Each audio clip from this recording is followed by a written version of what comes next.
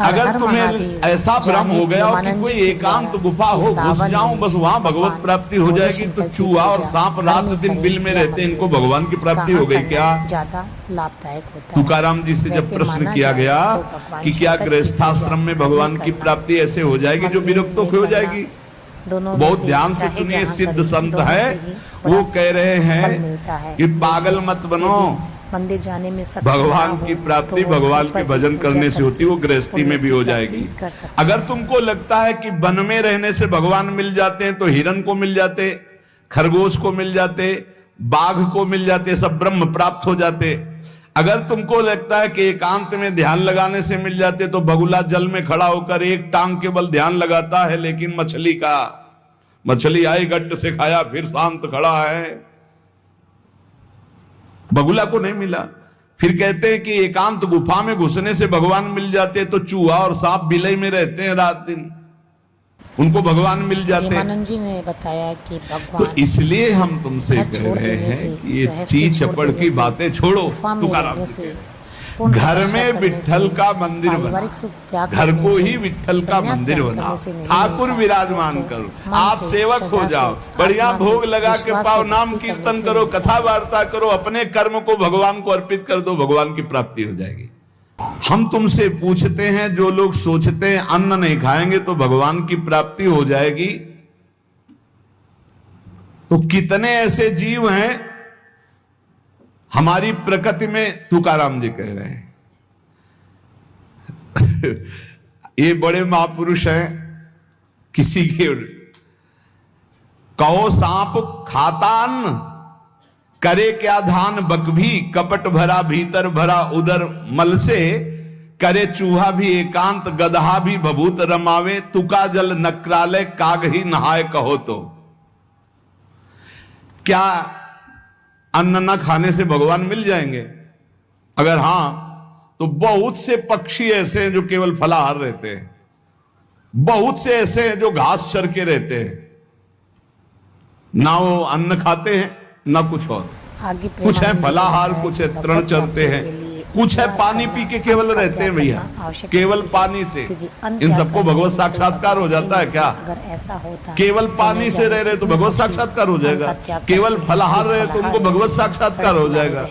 तुकाराम जी कहते हैं कितने हैं वायु भक्षण करते, केवल वायु पी करके जीते हैं, इसलिए अन्न त्याग, भीतर कपट भरा है, बाहर ये सब छोड़ रहे हो, कुछ लाभ नहीं मिलना। कर्म करो, लोगों की मदद, चूहा बिल में एकांत में रहता है, लोगों के बारे में अच्छा सोचो, भगवत प्राप्ति हो गई। कभी किसी का बुरा, गदहा खूब धूल में ऐसे लूटता, धूल लगाने से तो कैसे भगवत प्राप्ति हो गई। चाहते हैं तो भगवान स्वयं आपकी रक्षा, महापुरुष है। जल में घड़ियाल रहता है, भगवत प्राप्ति हो गई। करे, दूसरों का भला करे, और कौआ भी जाके गंगा स्नान करता है, जल स्नान, भगवत प्राप्ति हो गई। न कर्म के कभी किसी को भैया नहीं मिलता, जब तक भजन नहीं तब तक भगवत प्राप्ति नहीं, बाहरी क्रियाओं से। तुकाराम जी कर ले, चाहे उपवास कर ले, तुम्हारे हृदय में बुराई भरी हुई है, भगवान चाहिए, और बाहर से साधु का वेश बनाए हो, तो तुम्हें भगवत प्राप्ति हो जाएगी। कर्म करने, अरे चाहे वायु भक्षण करो, चाहे तुम ध्यान का नाटक करो, चाहे एकांतवास करो, चाहे भस्म लेपन करो, चाहे जल में खड़े हो जाओ, चाहे जितना अनुष्ठान करो, जब तक भजन नहीं करोगे भगवान का, तुम्हारी बुद्धि निर्मल होने वाली नहीं, बाहरी क्रियाओं से कोई लाभ नहीं। तुकाराम जी कह रहे हैं भक्ति मुक्ति दिलाने वाली है समस्त भव बंधनों से। रात दिन अपने प्रभु का नाम जप कर रहे, चिंतन कर रहे। एक गृहस्थ आए थे, बहुत अच्छी स्थिति, नेत्रों में नेत्र मिला के जब बात किया तो बड़ा संतोष। जब जाने लगे तो कहा 1 मिनट रुको, इसे मुख पे बड़ाई नहीं करनी चाहिए, पर आप सावधान रहना, बहुत अच्छी स्थिति, संभाल के निकल जाओ। बस उन नेत्रों से ऐसे किया, चुपचाप गंभीर मुद्रा, प्रश्न बहुत जोर का, और स्मरण में बिल्कुल तन्मयता, एक एक चेष्टा उनकी बता रही थी। बहुत बढ़िया बाजी मार ले जाओगे, कोई तुम्हें प्रणाम नहीं करेगा, कोई दान पुण्य नहीं, कोई नमस्कार नहीं, बहुत जल्दी निकल। विरक्त भाव में रात दिन भगवान के भजन में व्यतीत करो, तभी बात बनेगी। केवल इन सब बाहरी बातों का देखो, इसीलिए खंडन किया तुकाराम जी ने। भगवान की प्राप्ति, जो इस देह से ज्यादा प्यार करते हैं वो सीधे नरक का रास्ता तय कर लेते हैं। भगवान की भगवत बहुत संभल के चलने की जरूरत है। की गई श्रद्धा, इस देह के राग को मिटाने के लिए ही तो भगवत मार्ग में चले, चाहे गृहस्थ हो चाहे विरक्त। आत्मा निर्मल होगी तो भगवान तुम अपना स्वभाव बनाओ इसलिए भगवत आत्म कल्याण के लिए। भगवान की भजन शरीर को ज्यादा सुख दोगे, ज्यादा सुख भोगोगे तो नरक का रास्ता पुष्ट कर देगा। हवन यज्ञ करवाकर, और शरीर का त्याग भी नहीं करना है कि मतलब, क्योंकि शरीर के बिना भजन नहीं होगा, शरीर के बिना साधना नहीं होगी। भजन करने से तो उचित खिलाओ पिलाओ, उचित विश्राम और खूब भजन और सतमार्ग की चेष्टाओं की। इसको इतना भजन कराओ कि इसका भाव ही नष्ट हो जाए कि मैं शरीर हूं। तुकाराम जी कहते इसमें संदेह नहीं। वैराग्य की बातें करने से वैरागी नहीं हो जाता। जब सुंदर सुंदर भोग, सुंदर सुंदर रूपवान भोग शरीर के सामने उपस्थित और भोगने की इच्छा ना हो, उसका नाम वैराग्य है।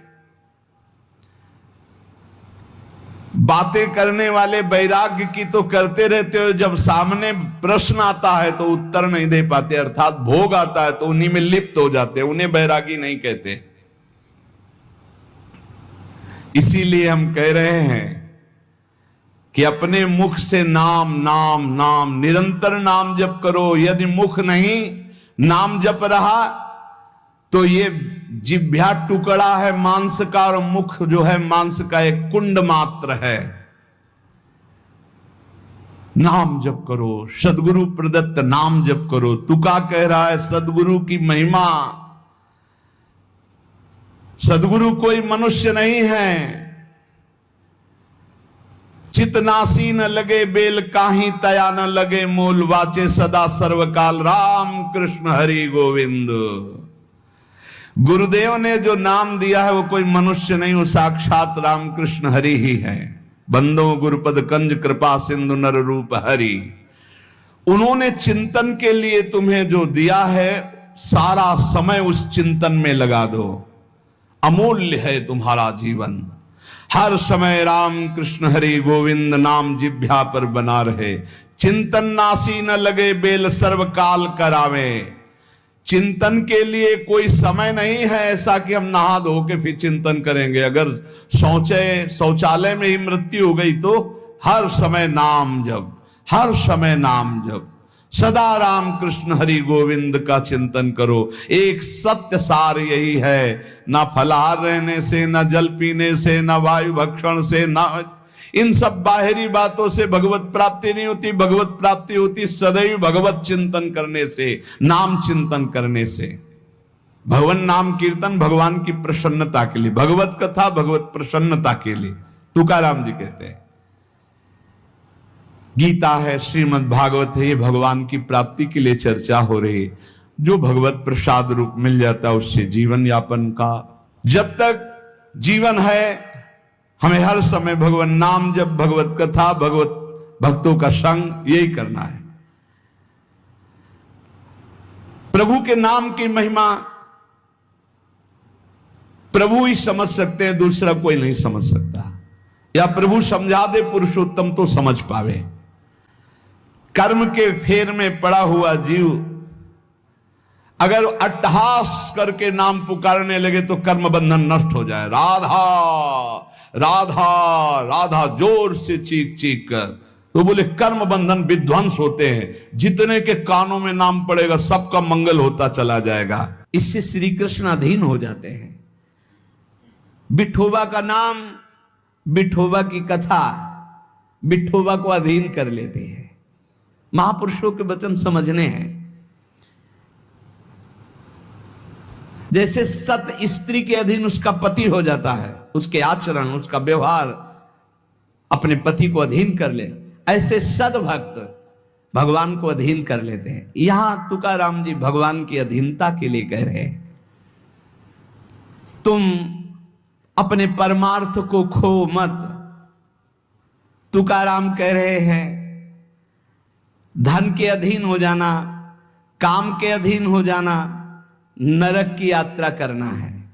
प्रेमानंद जी की बातों से मैंने समझा कि भगवत विठोबा के अधीन हो जाओ, से कर्म कीजिए, शरीर से रात आलस्य दिन को नाम त्यागिए, कीर्तन करो, आलस को छोड़ तुम्हारी वांछा पूर्ण हो जाएगी, तुम्हारी मनोकामनाएं पूर्ण हो जाएंगी। प्राप्ति होगी। कभी भी शारीरिक सुख उपासक एक भेद समय के मत लिए में ठीक पढ़कर होते हैं, तर्क लेकिन वितर्क न उनका करें। ही उपभोग मत करते हरि रहिए। हर सब शारीरिक एक सुख हैं। शारीरिक उपभोग हरि हर सब आवश्यकता के एक अनुसार हैं। किया जाना चाहिए, जैसे पीछे न कहा कि था, उसे ठाकुर जीवन ठाकुर का सब ध्येय एक है, बना संत लेना संत चाहिए। सब एक। इसलिए शरीर को जितना और सुख जो दोगे, संतन का उतना सेवन भगवत करे से सो जागे शुद्ध प्राप्ति से विवेक। दूर रहोगे। इसलिए शरीर को ऐसे ज्यादा यहाँ सुख कह मत रहे दो, तुकाराम जी कार्य के करो, हरिहर कर्म में भेद करो, नहीं कठिन है। परिश्रम जो भेद करो, फैलावे, और भगवान लड़ाई के झगड़ा भजन करे, करो, ऐसे से भगवान दूर का रहना। पाठ करो, भगवान का नाम लो। जितना तुम मिठास भगवान का नाम में लोगे, उतने ही चीनी तुम्हें है, भगवत प्राप्ति जल्दी चीनी के होगी।